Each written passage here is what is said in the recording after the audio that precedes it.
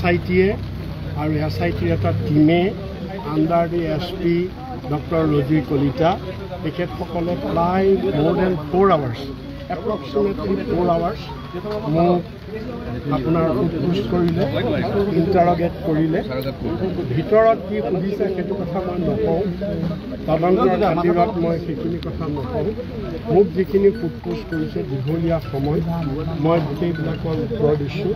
তেখেতসকলে মোক মোৰ গোটেই প্ৰেছ কনফাৰেন্সৰ কথাবিলাক সুধিলে গৌৰৱ গগৈ কি কাৰণে মই ইমান ডিফেন্স দিছোঁ মোৰ হাতত কি তথ্য আছে তেখেতসকলেতো কৈছে গৌৰৱ গগৈ চোৰাংকে পাকিস্তানলৈ গৈছে বা কিবা মই যে ইমান ডিফেন্স দিছোঁ মোক তেখেতসকলে সুধিছে আপোনাৰ হাতত কি তথ্য আছে কিয় ইমান ডিফেন্স দিছে ইত্যাদি ইত্যাদি ইত্যাদি বিভিন্ন ধৰণৰ কথা সুধিছে গতিকে মই যি উত্তৰ দিব লাগে মই যথাযথ উত্তৰ দিছোঁ আৰু SITয়ে অৱশ্যে এইটো কথা ঠিক বহুত ফ্ৰেণ্ডলি ভাৱত মোক সুধিছে কথাবিলাক মোৰ পৰা বহুত কথা উলিয়াবলৈ তেওঁলোকে যত্ন কৰিছে কৰিবই তেওঁলোকৰ সেইটো প্ৰফেশ্যনেল কথা কিন্তু তাৰ বাহিৰে তেনেকুৱা নাই খালি মই SITক কেইটামান কথা কৈছোঁ মোক যেনেকৈ আপোনালোকে মাতিছে আৰু দুজন মানুহক মই মাতিবলৈ কৈছোঁ সেই দুজন হৈছে এজন হৈছে মুখ্যমন্ত্ৰী নিজকে মই মাতিবলৈ কৈছোঁ মুখ্যমন্ত্ৰী যে মুখ্যমন্ত্ৰীক মাতিবলৈ মই দুটা কাৰণত কৈছোঁ যে তেখেতে কিয় যদি ইমান মই যিটো আগতেও কৈ আছোঁ ইমান যে তেখেতৰ হাতত কংক্ৰিট প্ৰমাণ আছে বুলি কৈছে ইমান প্ৰমাণ থকাৰ পিছত তেখেতে কি কাৰণে দুখন ফটো মেনিপুলেট কৰিছে সেইখিনি মই আগতেও আপোনালোকক কৈছোঁ পাৰ্লিয়ামেণ্টৰ আগৰখন ফটো আৰু আটাৰিবোৰ এই হেৰিয়াৰ এম্বেচিত ডিছকাশ্যন হয় গতিকে সেইটো মই কৈছোঁ তেখেতক মাতিব লাগে দ্বিতীয়তে মই কৈছোঁ মুখ্যমন্ত্ৰীয়ে যে কৈছে যে আমি পাকিস্তানৰ লগত যোগাযোগ কৰি আছোঁ আৰু পাকিস্তানে সেইটোবিলাকৰ সময় লাগিব ইনফৰমেশ্যনবিলাক আহিব মই কৈছোঁ এতিয়া যুদ্ধ চলি থকা সময়ত তেখেতে কেনেকৈ পাকিস্তানৰ লগত যোগাযোগ কৰিলে আৰু তেখেতে যিহেতু ডাইৰেক্ট পাকিস্তানৰ লগত যোগাযোগ কৰিব নোৱাৰে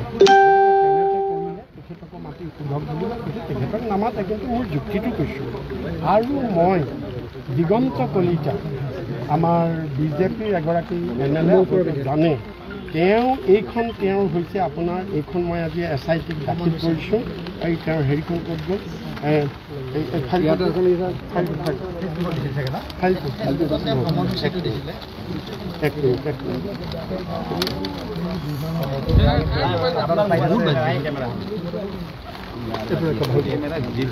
এইখন গোটেইখন দিগন্ত কলিতাই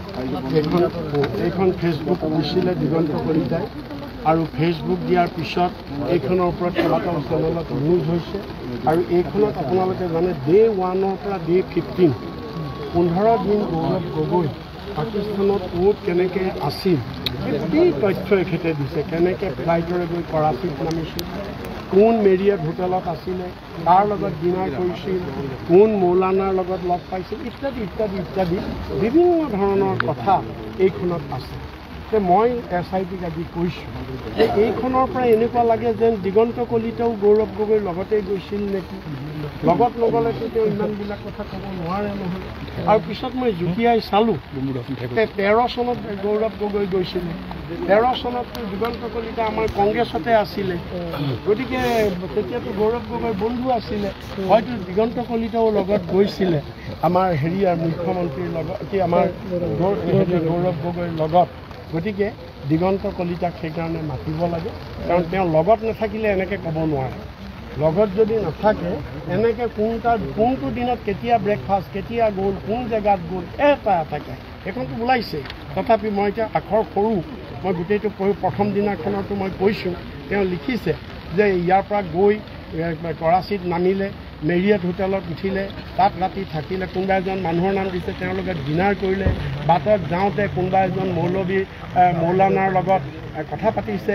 এনেকুৱা বিভিন্ন প্ৰত্যক্ষ আছে গতিকে ডেফিনেটলি দিগন্ত কলিতাৰ লগত থাকিব লাগিব নাথাকিলে তেওঁ ইমান ক'ব নোৱাৰে নহয় গতিকে মই সেইকাৰণে কৈছোঁ SIT যদি দিগন্ত কলিতাক মাতে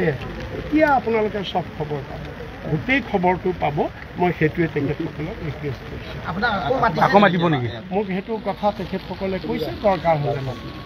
দৰকাৰ হ'লে মাতিব কৈছে আপোনাক দৰকাৰ হ'লে আমি মাতিম মই কৈছোঁ আপোনালোকে 100 বাৰ মাতিব মই 100 বাৰ তেওঁলোক সন্তুষ্ট হৈছে নাই মইতো নাজানো কেনেকৈ জানিম মোক যি সুধিছে মই সেইবিলাকৰ যথাযথ উত্তৰ দিছোঁ মানে সেইখিনি সংবাদ মাধ্যমত আপুনি নিজে কৈছিলে কথাখিনি সেইখিনি ভিত্তিতে মাতা হৈছিল সেইখিনি ভিত্তিতেই মাতিছে সেইখিনি ভিত্তিতেই মোক তেখেতসকলে কমপ্লিটলি হেৰিয়াত স্ক্ৰীণত তেখেতে দেখুৱাই এটা এটাকৈ সুধিছে আপুনি এইটো কথা কৈছিলে এইটো কি তথ্য আছে আপোনাৰ আপুনি এইটো কৈছিলে আপুনি কেনেকৈ ক'লে আপুনি কেনেকৈ জানিলে ইত্যাদি ইত্যাদি গৌৰৱ গগৈ যে পাকিস্তানলৈ নাই যোৱা আপুনি কেনেকৈ কৈ আছে আপুনি কি প্ৰমাণ আছে আপোনাৰ হাতত নাই যোৱা আমাৰ হাতত প্ৰমাণ আছে মই ক'লো কি আপোনালোকৰ হাতত কি প্ৰমাণ আছে আমি এনেকুৱা ধৰণে মানে বিভিন্ন ধৰণে তেওঁলোকে মানে মোক হেৰিও কৰিব চাইছে ব্যতিব্যস্তও কৰিব চাইছে মোক আদালত পেলাবও চাইছে কিন্তু তেখেতসকলে সেইটো তেখেতসকলৰ প্ৰফেশ্যনেল টেকটিক্স সহযোগ কৰিব মই কৰিম কেলৈ নকৰিম আমি এবাৰ আমাৰ দেশৰ নাগৰিক আমি আইন কংগ্ৰেছ দল আমি সদায় আইনক সন্মান কৰোঁ আমি কংগ্ৰেছ দলে গতিকে আইনক আমি সন্মান কৰিম আকৌ তেখেতসকলে যদি মোক মাতে মই ডেফিনেটলি ঠিক আছে আপোনাৰ এটা কথা জানিব বিচাৰিছোঁ কাৰণ আপুনি কৈছে যে এই এছআইটি ৰাজ্যৰ বাহিৰত বুঢ়া আঙুলি দেখুৱাব আৰু পাকিস্তানৰ সেইটো আপোনাৰ সেইটো কথাত এটা পলিটিকেল কনফাৰেন্সত that is a political statement সেইটো এটা পলিটিকেল ষ্টেটমেণ্ট আৰু 2 নম্বৰ কথাটো হৈছে কি মই টেকনিকেল পইণ্টৰ কথাটো এছআইটিক মই সন্মান কৰোঁ আজি এছআইটি মোক আমাৰ অসমত মাতিছে এছআইটি আমাৰ অসমৰ ভৌগোলিক সীমাৰ ভিতৰত তেওঁলোকৰ সম্পূৰ্ণ অধিকাৰ আছে মোক মাতিছে মই আহিছোঁ কিন্তু ফৰেইন কাণ্ট্ৰিৰ লগত এছআইটিয়ে কাম কৰাটো কিছুমান টেকনিকেল পইণ্ট আছে ভিয়েনা কনফাৰেন্সৰ কথা আছে ভিয়েনা ছামিটৰ কথা আছে মই টেকনিকেল পইণ্টত কৈছোঁ সেইটো দেই